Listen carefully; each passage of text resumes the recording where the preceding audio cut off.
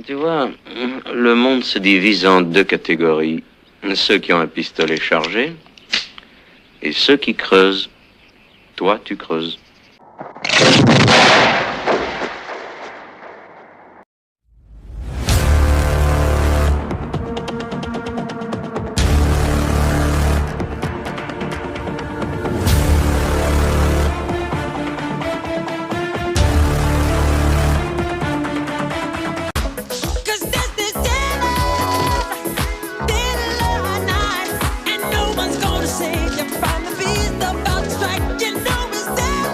Salut les amis, bienvenue sur Enote Ciné, nouvelle vidéo, et ça fait un moment que j'en ai pas fait une, ça fait 11 jours. Oui, j'avais beaucoup de boulot, je vous ai dit, une formation en ce moment, donc je dois réviser aussi beaucoup. Voilà, donc je vais faire la critique hier, je la fais aujourd'hui, parce que également beaucoup de travail, mais j'ai été voir effectivement Michael, donc jeudi soir, et eh ben, j'ai pris une bonne petite claque, très visuelle, très bien. C'est vrai qu'il y a. Alors qu'est-ce qu'on peut dire sur Michael, sur ce film que j'attendais beaucoup et que beaucoup de gens attendaient. Eh ben, déjà il est sorti le 22 avril, donc j'ai été le voir que jeudi. Là. Il est réalisé par Antoine Fuqua, donc Antoine Fuqua j'aime bien ce qu'il fait. Hein, puis là ça change, hein, il part dans le biopic et il s'est débrouillé plutôt pas mal. C'est vachement bien documenté quand même s'il y a des impasses sur beaucoup de choses. On va y venir après. Et mais non, mais je trouve, bon, Antoine Fuqua, j'ai bien aimé ce qu'il avait fait sur Training Day, bien sûr. Bon, c'est d'autres genres de films, sur Les Larmes du Soleil aussi, sur tout à fait un autre genre aussi, la guerre, les coalisés avec Denzel Washington. Enfin, oui, c'est un réalisateur que j'apprécie, qui est plutôt bon. Et là, je trouve qu'il s'est vachement bien débrouillé. Bah après la prestation, évidemment, on va en parler aussi, mais la prestation de Jafar Jackson, donc qui est le neveu de Michael, qu'est-ce qu'on peut dire? Le mec, il a bossé, c'est pas possible autrement, parce que quand vous le voyez danser, on dirait son oncle, littéralement, et puis il y a même certains moments où on a l'impression de voir, c'est ce que disait un de mes confrères, Dirty Tommy, et c'est vrai, il a raison, en fait, il lui ressemble pas physiquement, on le voit tout de suite, mais il y a certains moments, il y a certaines expressions ou certains plans qui font qu'on a l'impression de voir le visage de Michael vraiment. Alors il y a certains, ce qui est bizarre, c'est Jafar, c'est qu'il lui ressemble pas vraiment enfin physiquement, il lui ressemble un peu déjà au niveau du corps et de ça, mais ce que je veux dire, c'est au niveau physique de la figure, on a l'impression des fois, c'est pas vraiment les mêmes yeux de ça, mais à un moment donné, sur certains plans, on a l'impression de le voir. C'est hallucinant. J'avais l'impression qu'il serait incarné Michael carrément en son neveu, c'est incroyable. Et oui, il y a quelques bonnes scènes là-dessus. Bon, après, au niveau de la danse, le mec, il a bossé, je suis désolé. Hein, là, on dirait vraiment que Michael danse. Il s'est défoncé, ça se voit. Et il y a eu l'entraînement, et ça se voit aussi. Voilà, alors comment ça se passe? Ben, écoutez, ça démarre plutôt pas mal. On parle beaucoup des Jackson 5, du coup, dans ce film. La prestation aussi du père, donc de Michael Jackson, parce que ça démarre avec les Jackson 5, hein, le film à peu près. Donc quand il chantait avec ses frères, quand il avait 8 ou 9 ans, ou 10 ans. Et on parle pas trop de. On parle beaucoup de Jackson 5 un petit peu, leur petite ascension là, ça c'est bien dans le film, avec quelques titres comme I'll Be There, Never Can Say Goodbye, Who's Love You, et ouais, un peu ABC aussi, on entend aussi. Et après, euh, comment dire, le père de. Et aussi la relation, on parle beaucoup de la relation entre le père, donc Joseph Joe Jackson, donc joué par Coleman Domingo, alors lui, il mériterait aussi, il joue extrêmement bien aussi, il est même terrifiant des fois. Et la prestation de Coleman Domingo est très bien, ainsi que la mère, jouée par Nia Long, Catherine Jackson, très bien aussi. Et le père, bon, lui, il est vraiment, c'est un ouvrier qui veut monter le groupe avec ses enfants, il veut absolument ne pas séparer ses enfants. Et il va devenir vachement toxique pour Michael, hein. D'ailleurs, il y a aussi la maltraitance qui est bien mis en cause aussi dans le film, on le voit un petit peu. La maltraitance qu'il a subie de son père, hein, coup de ceinture, le fait qu'il l'appelle Gros-nez, il appelle son fils Gros-nez, c'est pour ça que Michael se refera aussi un peu le nez aussi pour ça, parce qu'il va vraiment être à cause de ça très méticuleux au niveau de son physique, et voilà, un peu complexé. Et voilà ce qui va se passer. Donc ça on connaît, bah, tous ceux qui sont fans, un peu comme moi, comme de Michael, connaissaient un peu ces histoires-là, mais c'est bien, il le relate un petit peu dans le film. Bon, pour ceux qui sont pas fans, c'est un peu dur, ils vont découvrir des choses, ça peut être assez intéressant aussi pour eux. Mais bon, il y a quelques impasses qui sont faites après sur ce qui s'est passé. Alors, le Jackson 5, il y a une bonne partie qui dure 20 minutes, une demi-heure. Et après, bon, il y a une petite impasse qui se fait sur The Jacksons, après, parce que Jermaine quitte la famille, quitte le groupe, on va dire. Après, il y a un autre frère qui va remplacer. Pour The Jacksons, bon, on va passer un petit peu sur... Ils vont faire un peu l'impasse sur The Jacksons.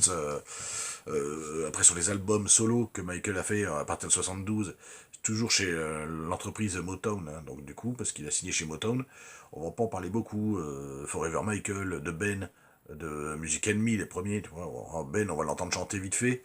Mais voilà, et on va surtout revenir tout de suite après à Off the Wall, en fait, hein, vraiment l'album c'est un album qui a vraiment lancé vraiment le plus grand succès mondial, le premier grand succès mondial l'album of the Wall, et après, bon, évidemment, ça va s'en suivre donc il y aura toujours cette relation avec son père qui est toxique hein, jusqu'à son âge adulte, hein. Il va pas le lâcher, il va absolument que Michael chante avec ses frères pour continuer à faire.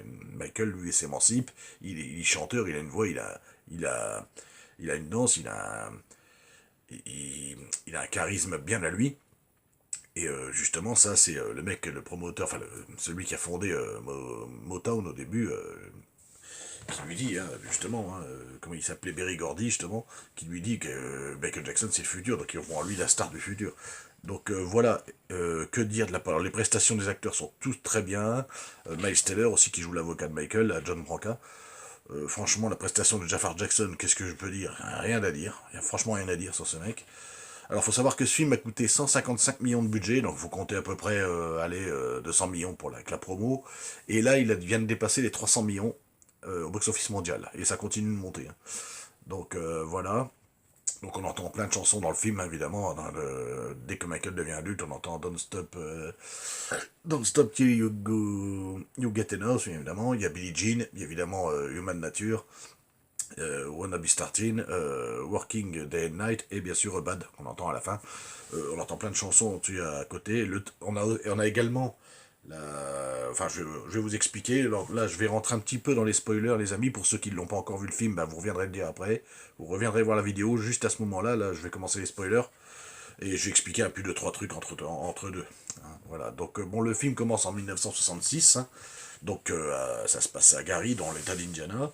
Et là, il y a donc Joe Jackson, donc le père hein, de famille, qui vit avec sa femme, Catherine Jackson, et les enfants. Et on voit les... Donc on voit pas la sœur, on voit pas Janet Jackson dans le film, on voit la Toya, mais on voit pas Janet, évidemment, puisqu'elle n'a pas voulu participer au film, ni être citée dans le film.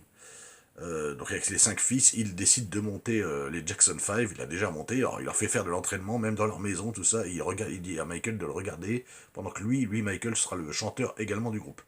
Donc il faut savoir qu'ils sont petits, Michael a quoi, à peu près à peine 9 ou 10 ans, et quand Michael n'est pas d'accord avec son père, bah, celui-ci lui montre directement avec des coups de ceinture, et ça y va, et en plus il lui dit qu'il a un gros nez, donc il l'appelle gros nez.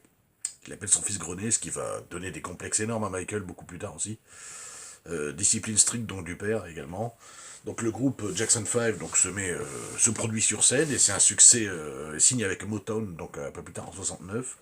C'est un gros succès immédiat évidemment, vous vous en doutez bien, hein, pour ceux qui connaissent évidemment, à travers les États-Unis, partout, et ça leur permet plus tard, donc 2 ans plus tard, de déménager dans une grande ville, donc à Encino, hein, forcément en Californie. Alors que Berry Gordy, donc du coup, va trouver Michael, donc encore enfant, hein, il va lui dire que c'est la star du futur, il va le reconnaître carrément quand il va l'entendre chanter.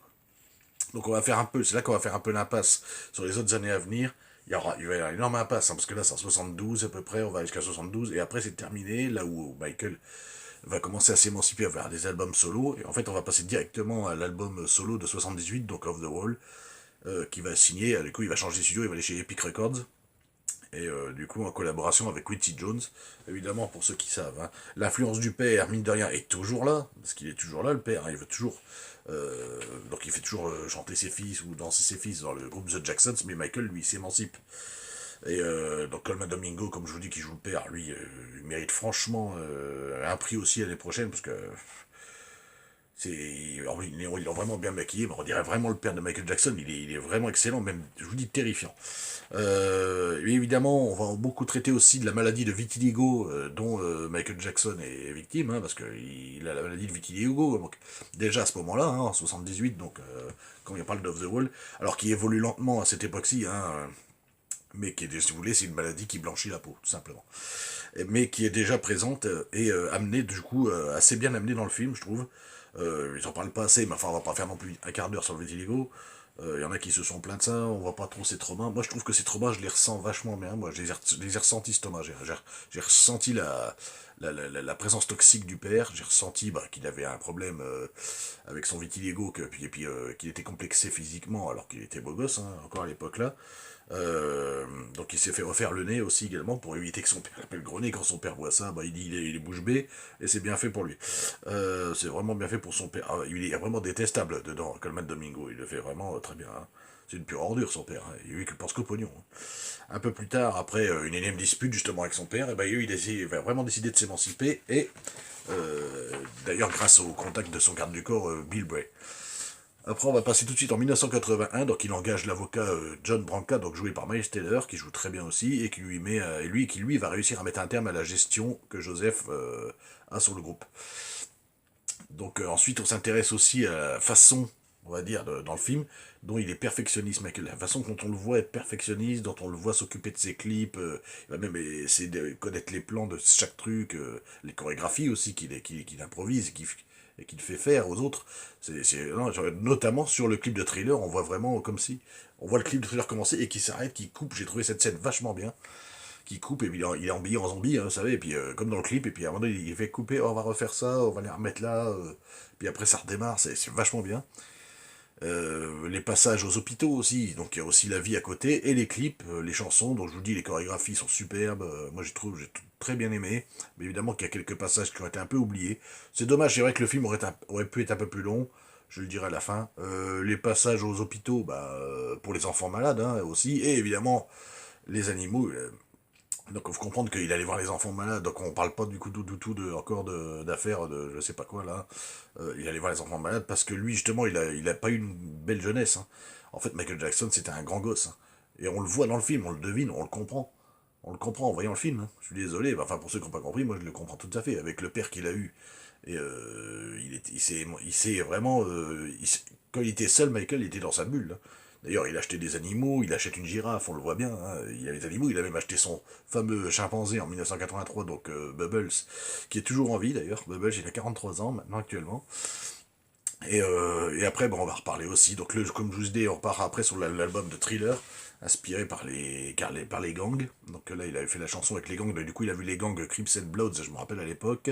C'est ce qu'ils avaient dit. Et lui, il a décidé de réunir des membres des deux gangs pour jouer dans le clip Bennett, évidemment. Donc Thriller, donc évidemment, phénomène mondial comme album. Et également Billie Jean lors de l'émission Motown 25 qu'on voit aussi dans le film. Ensuite, on voit le passage où il va voir avec son avocat, donc avec John Branca, il va voir l'homme d'affaires Walter Yetnikoff. Et pour ceux qui l'ont pas reconnu, dans le film, c'est Mac Myers. Hein. Pour que celui-ci permette à MTV de passer des clips de Michael Jackson, parce qu'il faut savoir qu'à l'époque, on prenait que des chanteurs blancs. Sur MTV, les chanteurs noirs, on les mettait pas trop, on n'en voulait pas. Il y avait déjà du racisme à l'époque là, il y avait aussi du racisme à l'époque là déjà, les années 80 déjà là. On est en 82, passé.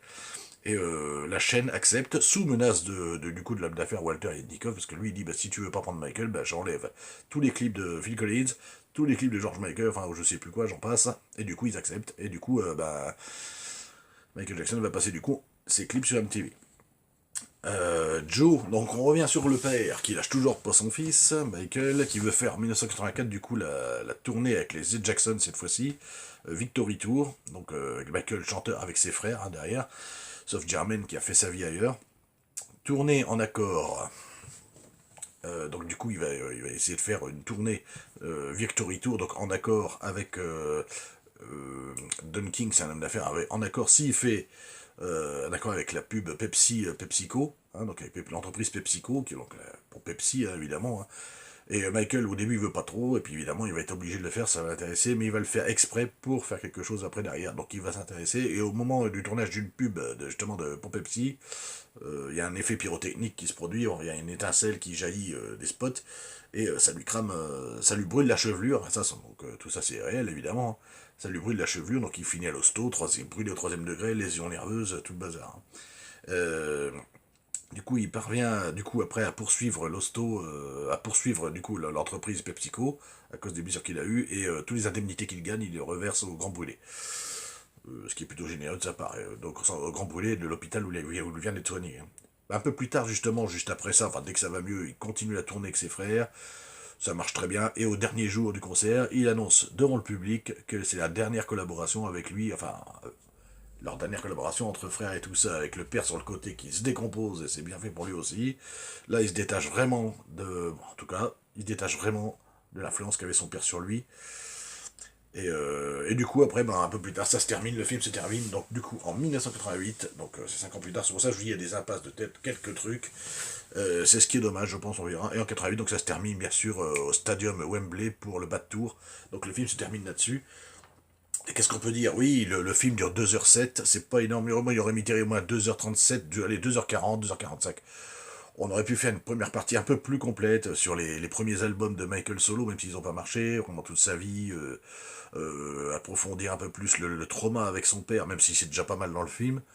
Euh, Ses mal-être aussi à lui. Oui, il y avait des trucs à rajouter, mais bon, j'ai trouvé ce film quand même plaisant. Voilà, il n'est pas parfait juste pour ce point-là, je vais dire, mais moi j'ai trouvé ça vachement bien. La prestation de Jafar Jackson y est pour beaucoup. Des autres acteurs aussi, Coleman Domingo aussi. Donc moi j'ai vraiment bien aimé ce film. La deuxième partie est déjà confirmée. Donc on espère Antoine Fuqua pourra réaliser le film juste derrière, ou pas juste derrière, parce que là je crois qu'il a un autre film en prépa.